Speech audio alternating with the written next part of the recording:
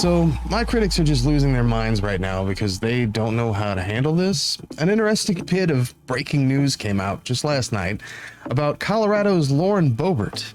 American Muckrakers PAC, the same group responsible for the well-deserved smear of Madison Cawthorn, has set their sights, or I guess you could say they set their crosshairs, rather, on Lauren Boebert. They're claiming that not only did she wreck an ATV, essentially jumping ship from the ATV as it was careening toward a rock wall, which also contained her sister-in-law as a passenger, her son, and the family dog. So she'd abandoned it just before, you can kind of guess how this works, right? Oh, shit. Ah. So they're alleging that for fear of chances, and that she had, requested her sister-in-law not say anything about it, for fear of hurting her chances in the primaries. But she's also being accused of having not one, but 2 abortions, and also working as an escort, which is alleged to have been how she met Ted Cruz in the first place, before being recommended that she run for office. Now, what we found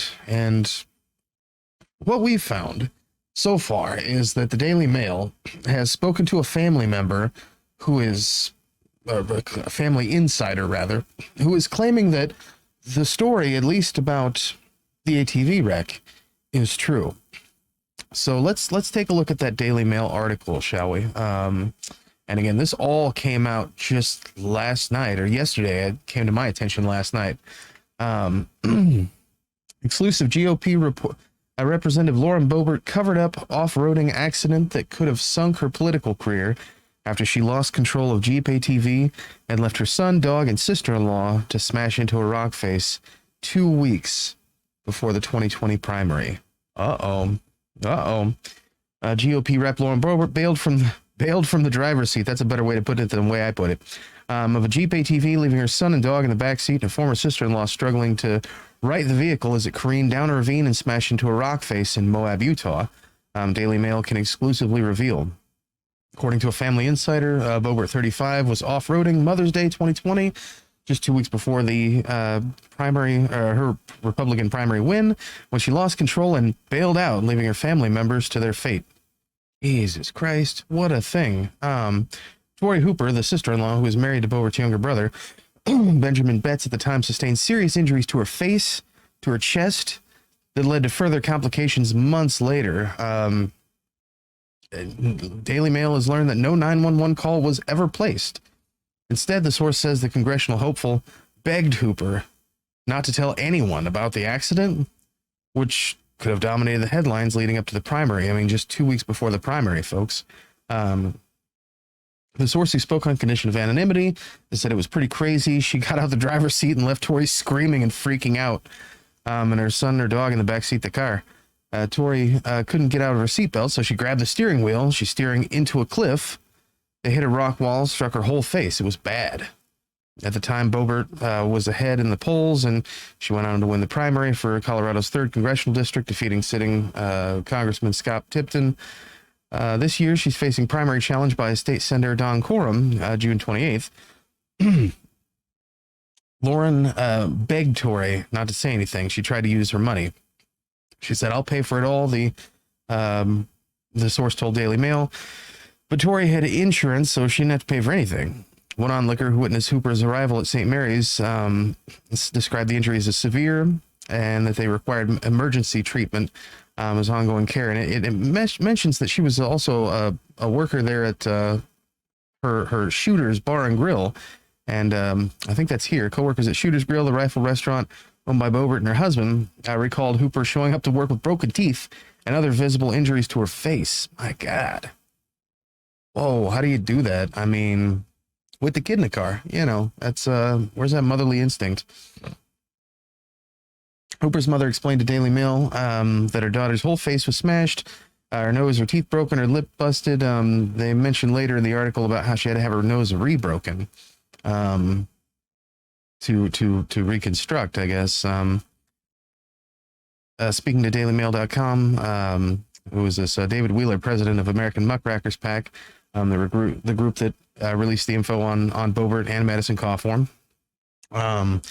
He called for her to publicly disclose any details and publicly apologize to the victim. Our coalition of Republicans, Democrats, and unaffiliated Coloradans are urging all voters and citizens to ask Boebert why she covered up that incident and endangered the life of her son, sister-in-law, and dog, he said. Wheeler continued, Utah officials must investigate this matter immediately, release their findings, and take appropriate action against Boebert and anyone else that covered up this matter. Wow.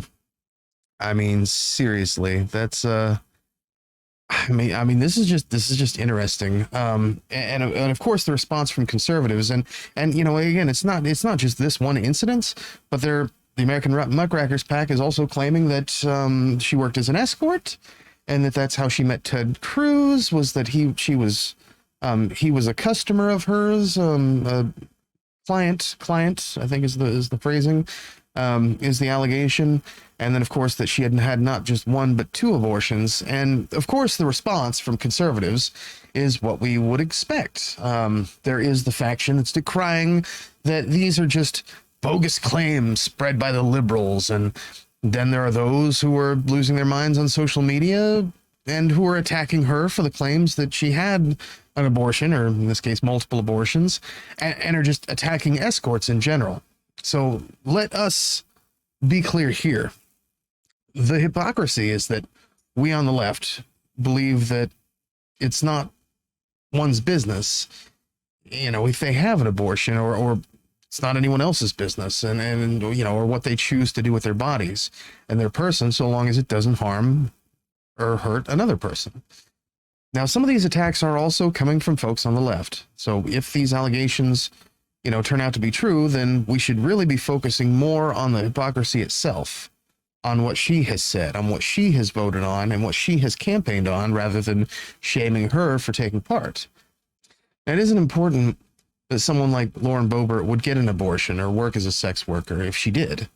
What's important is that she had built a career grift on being the loudest person in the room to shout down a person's choice to do so. And that's where that focus should be.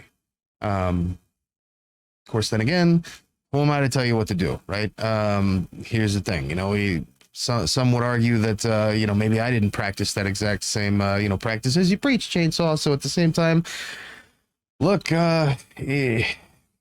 considering she is one of these people, specifically, who is trying to put down the civil rights and human rights and the ability of choice amongst anyone with a uterus, but also the civil rights of trans people and the civil rights of people in general. You know, who am I to be lecturing folks on social media as to what they should or should not be saying about Lauren Boebert?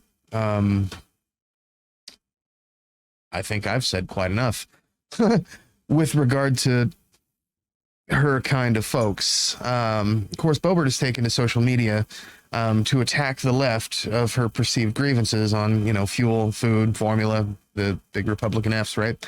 Obviously hoping that this story would not come to her doorstep. And, you know, honestly, reading through her tweets, one almost does feel bad at, you know, at the futility and, you know, just the general place that she has to be in psychologically to be blindsided by something like this.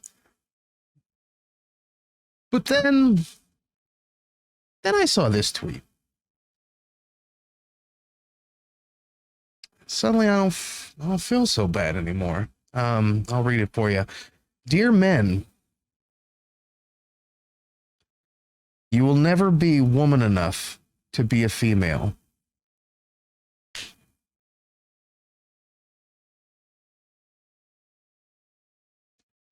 And I couldn't help but think of my critics, and for multiple reasons, but I will once again ask my audience, what would you say in response to Lauren Boebert's tweet, in light of everything that you've ever known about her, and in light of everything that we've recently heard about her, potentially?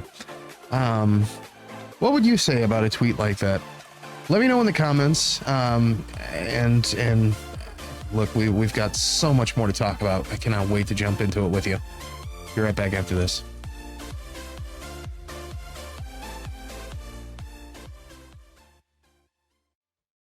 I want to thank you so much for joining us today. I really appreciate the people who are following me on Twitter at ChainsawCCC. Don't forget to subscribe to the YouTube channel. I am very interested to hear your thoughts on these and other issues. If you enjoy what we're doing here in rural Missouri and want to support independent progressive media from the hills and wilderness of the Ozarks, consider going to patreon.com/chainsawccc and becoming a Patreon supporter. You can support independent media for as little as $3 per month. That's half the cost of a loaded tea per month. Thank you again, and we'll catch you on the flippity fling flong. Rock and roll.